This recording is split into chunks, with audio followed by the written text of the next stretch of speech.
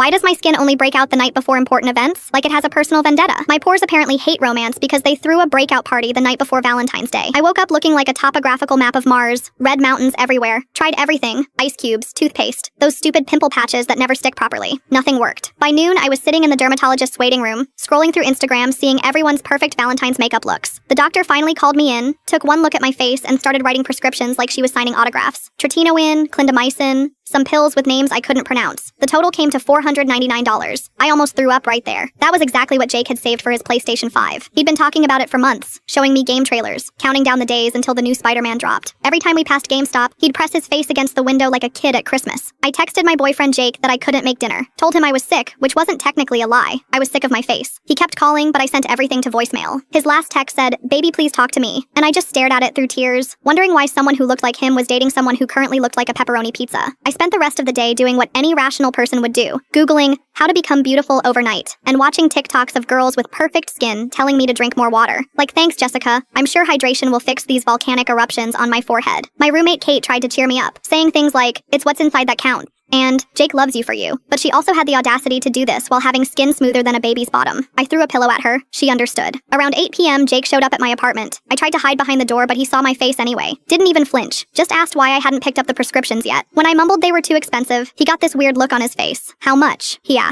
$4.99, I whispered. His eyes went wide for a second. I knew he recognized that exact number. But then he just nodded and said, "Show me the prescription paper." He left without saying much. I figured I'd ruined everything. Started drafting my "I'm breaking up with you so you can date someone prettier" text. But an hour later, he came back with a pharmacy bag. All 3 prescriptions. "Jake, no," I started, but he cut me off. "Already done. Sold it to Marcus for $500. He threw in an extra $1 for gas money." He laughed, but I could tell it hurt a little. That PlayStation was his baby. "Your face hurting bothers me more than not having a gaming console," he said, like it was the most obvious thing in the world. Started reading the instructions out loud, making jokes about the side effects. "May cause dryness, redness, or an irresistible urge to kiss your amazing boyfriend." That's not what it says. I half laughed, half cried. "You're right. It actually says side effects include realizing you're dating the best guy ever." That's when I realized my boyfriend doesn't just love me on good skin days. He loves me on pizza face days too. We spent Valentine's night eating Thai takeout in bed while he gently dabbed medication on each pimple, calling them his little red friends. "This one looks like Abraham Lincoln," he said, pointing to my chin. "And this cluster here? That's definitely the Big Dipper." I couldn't stop laughing. Here I was, face looking like a connect the dots puzzle, and somehow, he made me feel beautiful. He even took a selfie with me. Not for Instagram, just for us. Said he wanted to remember the night he became a dermatologist's assistant. 3 weeks later, my skin cleared up beautifully. The first thing I did was start secretly saving money. 2 months after that, I surprised Jake with a brand new PlayStation 5. The look on his face was worth every penny. He still says selling his console was the best investment he ever made. Claims my smile is entertainment enough. I tell him he's cheesy, but honestly, my heart does this stupid flutter thing every time he says it. Now, whenever I get a pimple, he jokes that my face is just downloading new content.